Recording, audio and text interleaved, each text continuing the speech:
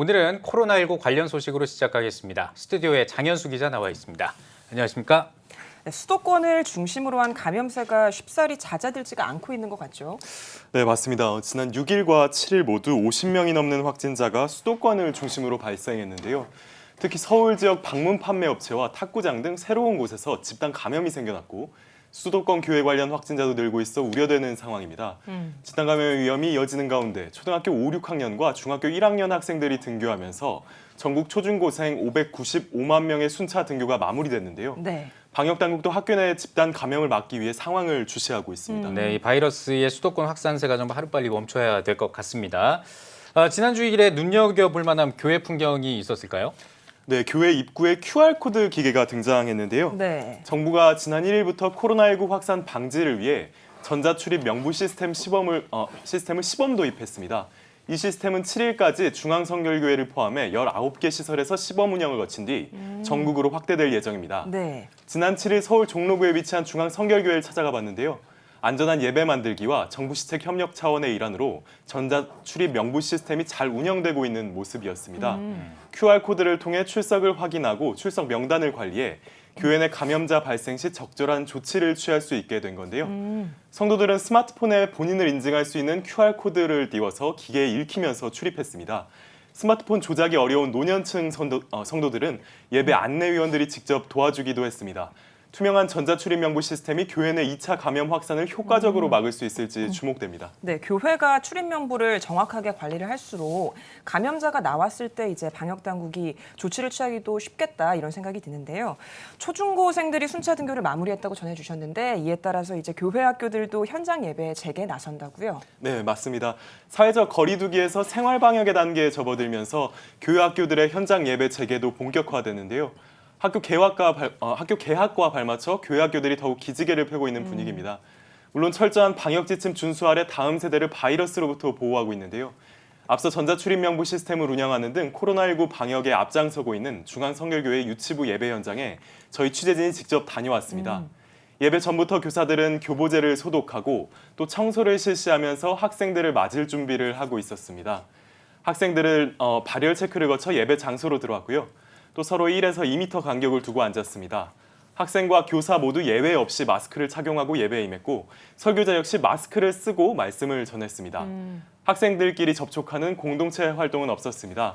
학생들은 답답할 법하지만 마스크를 내리지 않고 자리에서 찬양하고 또 기도하는 모습을 보여줬습니다. 네, 교회 학교가 적극적으로 이 방역과 바이러스 확산 방지에 임하고 있는 모습인데요. 네. 하루빨리 다음 세대가 이 바이러스 감염 우려에 걱정이 없이 좀 마음 편히 예배할 수 있는 그런 상황이 오기를 좀 하루빨리 좀 바라보겠습니다. 네. 자, 이번에는 북한과 관련된 이슈에 대해서 좀 알아보겠습니다. 요즘 이 북한 관계, 이 대북 관계가 아주 심상치가 않습니다. 네, 그렇습니다. 남북 관계의 온도가 차갑게 변하고 있습니다. 북한이 연일 대남 비난 수위를 높이면서 남북 공동 연락사무소의 폐쇄까지 거론하고 있는데요. 표면적인 이유는 지난 4일 김여정 북한 제1부부장의 담화에서 찾아볼 수 있습니다. 바로 대북 전단 살포에 대해 강도 높게 비난한 겁니다. 통일부는 대북 전단 살포를 금지하는 법안을 마련 중이라면서 즉각 대응에 나선 바 있는데요. 통일부의 유화적 움직임에도 북한이 강경한 입장을 계속 밝히고 있는 데 대해 대북 전단은 빌미일 뿐 북한에게는 남북 관계의 긴장이 필요한 시점은 아닌가 하는 분석도 나오고 있습니다. 네, 대북 전단 문제에 관심이 모아지고 있는 상황에서 대북 전단 금지법이 제정이 될 경우에 이 대북 전단을 통해서 복음을 전하는 대북 선교 단체들의 활동에는 제약이 될 것 같다 이런 생각이 드는데 대북 선교 단체들의 입장은 어떤가요?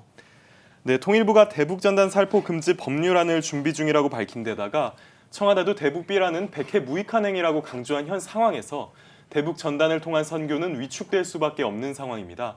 대북 선교 단체들은 대북 전단을 금지하는 건 표현의 자유를 억압하는 거라며 반발했습니다. 표현의 자유를 보장하는 헌법을 고치지 않는 한 논란은 계속될 거라는 겁니다. 실제로 지난 2015년 북한 동포 직접돕기 운동본부의 이민복 대북 풍선 단장은 대북 전단 살포 활동을 하다가 경찰의 제지를 받아서 국가를 상대로 손해배상 소송을 낸 적이 있는데요. 당시 1심 재판부는 대북 전단 살포는 표현의 자유를 실현하기 위한 것으로 원칙적으로 제재할 수 없다고 봤고 대법원 역시 해당 판결을 확정한 바 있습니다.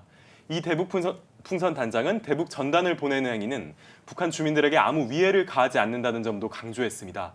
이 단장의 말 들어보시겠습니다. 네. 풍선은 동네 깊이 무작위로 떨어지기 때문에 이거는 어떻게 할 수가 없거든요.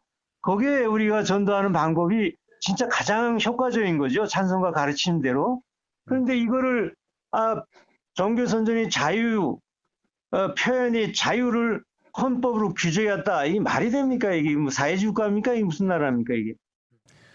네, 대북전단 외에 다양한 방법으로 북한 선교를 하는 단체들 어떤 입장을 보이고 있습니까? 네, 한국 순교자의 소리는 북한에 성경을 보내는 사역을 이어오고 있는데요.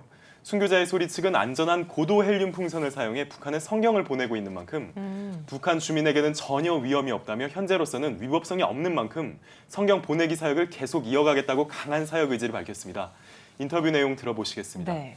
접근하지 못하는 그쪽에는 정말 이 풍선 사역이 큰 효과를 나타내기 때문에 또 라디오도 괜찮고요. 그래서 저희가 라디오와 이런 풍선 사역을 열심히 하는 것이고 조용히 하는데 이것이 문제가 되지 않는다라고 저는 생각하고 남한 기독교인 분들이 다 같이 우리를 도와주셨으면 좋겠습니다.